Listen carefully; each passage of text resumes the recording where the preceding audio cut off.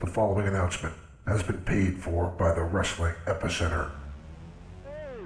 Hey guys. Hello, ladies. Remember me? Let me talk to you, dummies. It's now time It's Vader time.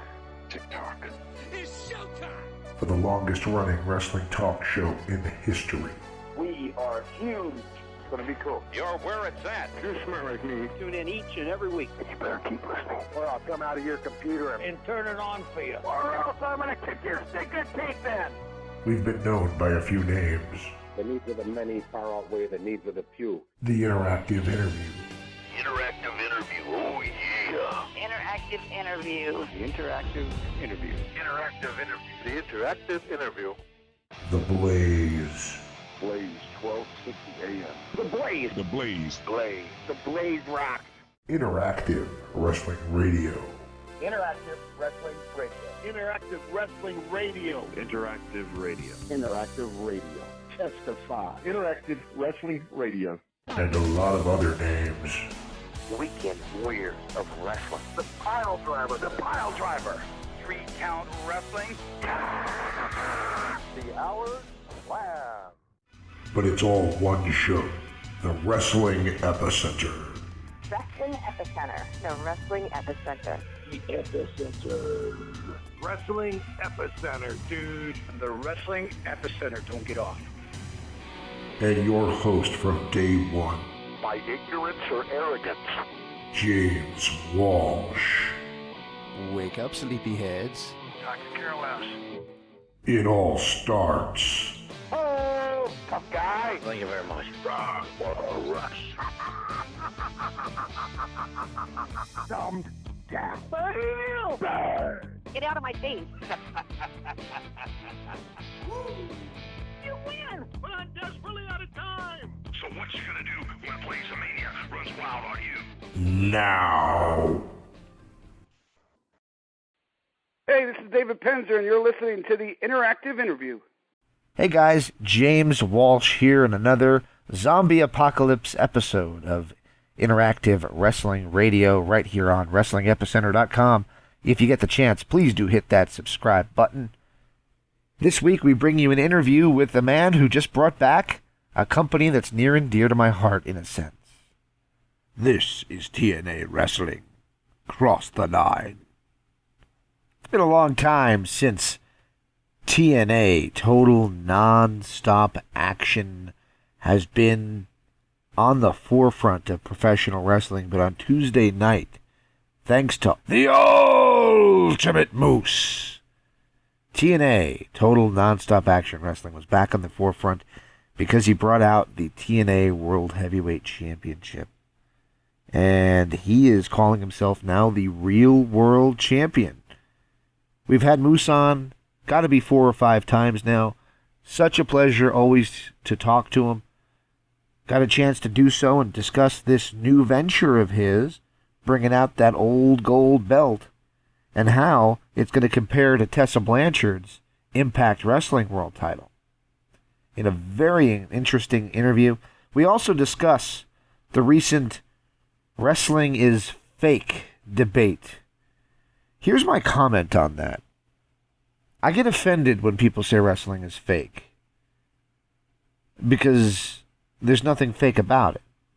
The outcome's predetermined, but does that make movies fake? They're performing. It is a performance art in a sense, but it is a simulated sport with very real dangers. The dangers are not fake. The dangers that Ronda Rousey put on Alexa Bliss was not fake. She really hurt that poor girl. So we're watching somebody who had the red carpet rolled out for them, with no dues paid, insult the business that paid her a lot of money. And by the way, she's still under contract. So all those guys that got released, that lost their dream job, are getting told that their business is fake by someone still collecting a contract, still collecting a paycheck from the company that they just got released from. Pretty low, if you ask me. Anyway, Moose Impact Wrestling Rebellion last Tuesday brought out the TNA Wrestling World Heavyweight title. Very, very interesting to see where this is going to lead. And if maybe we're going to see some of the more classic guys come back to challenge for the TNA World title. Maybe even like a secondary title, or maybe even the number one title, and supersede the Impact Wrestling World title. It's very interesting, the things that could happen here. I'd love to see somebody like an available talent now, EC3, return back to Impact Wrestling and maybe challenge for that title. How cool would it be to see EC3 in the TNA World title picture one more time? That would be pretty interesting to see. Let's get to the interview right here on WrestlingEpicenter.com, and I hope you enjoy. You announced it the right way. Moose wants a different championship announcement. Ladies and gentlemen, here is your winner, TNA World Heavyweight Champion, Moose! There are a lot of questions. Welcome back to Interactive Wrestling Radio. On the Newsmaker line with us once again is the new TNA World Heavyweight Champion, something I've not said in a long time. The TNA World Heavyweight Champion. He is Mr. Impact Wrestling and the real World Champion, Moose. Are you with me, sir? Yeah, I'm here. How you doing, sir? Sounds like you got a lot going on. Yeah, I just got a new house, so I'm over here moving and trying to do 2 things at once, or 10 things at once. But thanks for having me on the show. It's such a pleasure to have you on again. I think this is like the 4th or 5th time I've had you on, so I always love to catch up with you.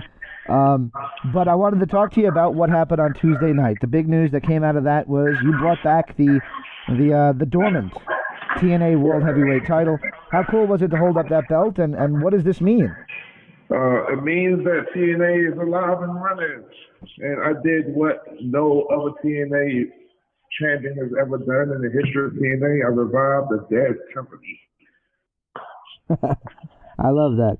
And of course, this is there can't be 2 world champions. So you running around with the TNA World Championship is obviously going to get the attention of the other world champion, Impact Wrestling champion, Tessa Blanchard. Might we see a unification? I mean, that's always possible, but if it's up to me, I'm not going after her title, because her title is a second-rate title. I don't care too much for it. So the only way there will be a unification is she feels like she wants a piece of my title. Okay, that's interesting. Now, when we spoke last, you talked a little bit about intergender wrestling and how you were itching to show them how it's done right. And I take it, I didn't really pick at that too much when you said it the first time, but I take it has to do with the size difference and believability factor. Is that what you were referring to? Yeah, exactly what I was referring to. All right. So we saw the Ultimate Moose show up, and you told us last time that you did the Macho tribute, and now you did the Ultimate Warrior tribute. Warrior has a little bit of a colorful history with fans. Some people love him, some people don't. What made you choose the Ultimate Warrior as your next tribute?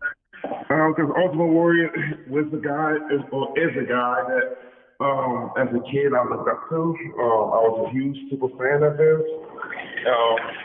He was always somebody that I wanted to be like. So, I mean, the last pay-per-view, I did a thing for Macho Man. I just felt it was right for us to do something.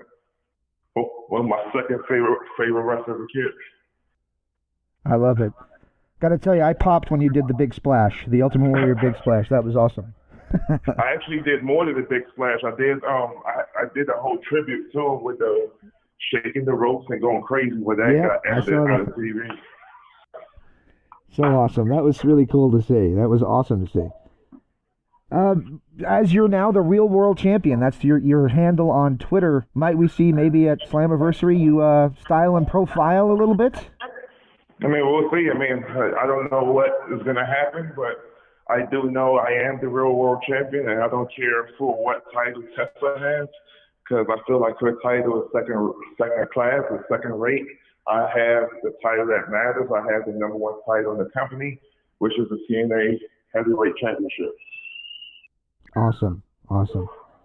So over the past several months, we've seen you in the ring with some of the original TNA stars. That's how this all kind of started. Chase Stevens, who you call Brett Michaels. I loved that. That was funny. Kid Cash, I've seen you beat Rhino. So do any of the original TNA guys, did any of them that haven't been seen in a while surprise you on what they could still do in that ring? Yeah, man, they all did. Like Kid Cash, she's a tremendous talent. He still have it. I actually was on YouTube watching some of the stuff he's done in the past, and I was amazed. And technically, from seeing him the night that I wrestled him, he can still go. But I am a legend. I am Moses, so just because you can still do some of the athletic things you used to do in the past, that doesn't mean you're gonna be the most. You see what I'm saying? That's true. And you made short work of Kid Cash too. That was a short. That was a short one. I'm a legend, man. I'm a god. I am a wrestling All right. So god. when we last spoke, you were talking about there's no place like home, and of course, given the current situation in the world, that couldn't happen. Is that something you hope that Impact Wrestling revisits, given now that you're the TNA champion? For sure it is. I hope when all this stuff with COVID and coronavirus is over with, I hope it's something we can revisit. I think that show was going to be awesome. It was probably going to be one of our best shows of the year, and too bad it had to be canceled. But I have faith that once everything is over with, we'll bring back that show, and it will be a good one. I'm looking forward to it. So recently, the available talent pool grew exponentially. About a little bit over 2 weeks ago, we saw, 30 guys become available on the chopping block out there as free agents. Is there anybody from the recently departed WWE crew that you might like to see either Impact sign or Impact bring back? Oh, yeah, there's a bunch of them. You got Eric Young, you got Doc Gallows, you got EC3. All those guys, man, will be treasures to us. Like they say, one man's trash is another man's treasures. And I know we could find a spot for all those guys if everything goes right. Absolutely. So a buddy of mine, and I'm going to tell you this, I hope you don't John Stossel me when I ask this question, but a buddy of mine is Rugged Rod Price, who used to wrestle for the Global Wrestling Federation and used to also play in the NFL for the Oakland Raiders. And I talk to him a lot, and he goes through a lot of health problems.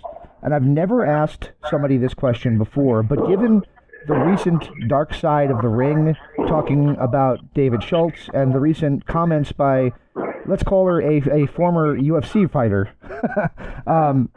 what do you think as a former NFL player and pro wrestler when somebody says wrestling is fake? I won't say wrestling is fake. I don't know how to say it. I don't know how to describe it. I come from a sport with football where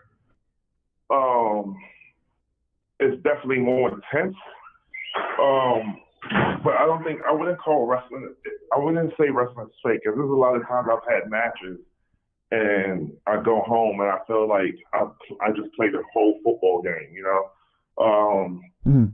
But I don't know what to call it. It's definitely not fake. Fake is not the word I would use.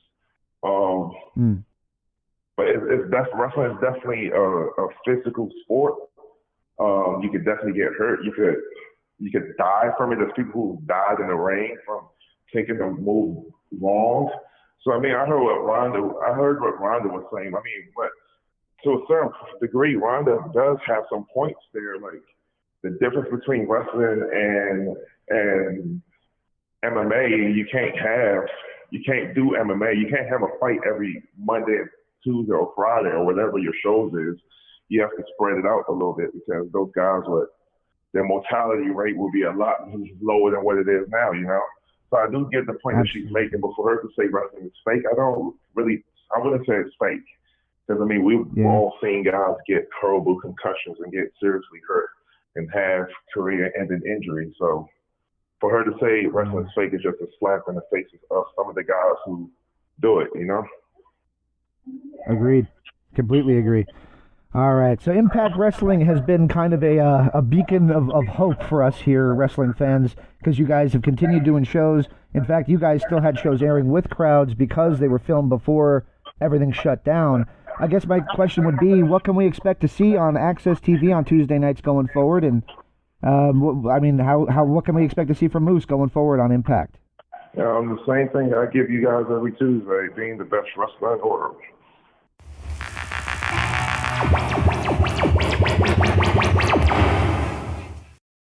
All right, that was Moose right here on Wrestling Epicenter's Interactive Wrestling Radio. If you liked what you heard there, please don't be shy. Hit that subscribe button on YouTube. If you're on Facebook catching us on the Facebook video, hit the like button on our page. And if you haven't done so, check out WrestlingEpicenter.com. Click that store button. It'll take you to WrestlingEpicenter.com/Zen.